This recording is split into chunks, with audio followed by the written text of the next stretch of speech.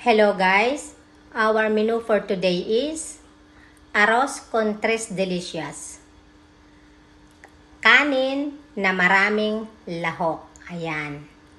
Ito guys ang ating mga ingredientes. Hamon New York in trozos. Beans o guisantes. Scrambled egg o huevo revuelto, bacon, carrots o zanahoria en trozos pequeños, cebolla o sibuyas en trozos pequeños también. Ito guys ay isa sa paborito ng aking mga alaga. Gustong gusto yan guys na mga kids. Le encanta los niños. Esta es una comida muy sana y buenísimo.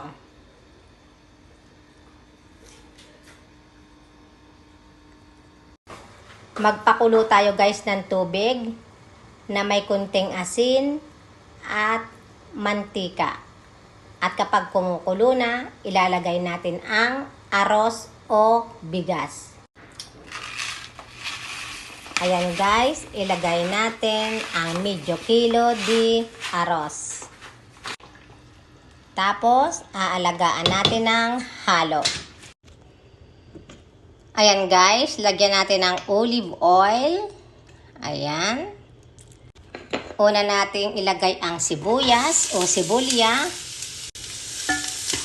Ayan. At kapag malambot na, cuando ya está blando, isunod natin guys ang bacon. Ayan. Haluin natin.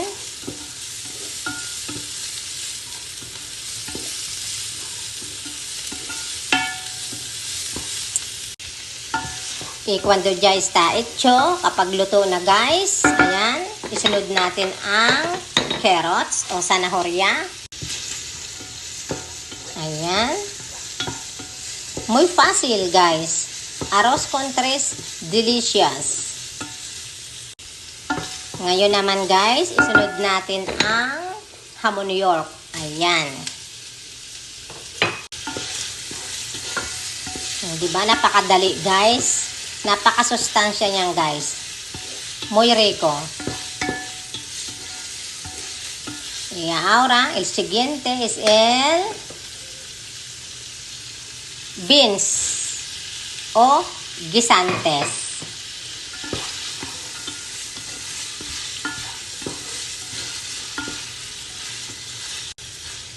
Ayan, qué bonito. Ayan guys, ngayon naman ilagay natin yung arroz. Kailangan guys yung kanin ay sasalain natin yung ating pinakuloang arroz. Haluin natin. Kailangan guys, unti-unti nating ilalagay yung arroz dahan-dahan. Ayan.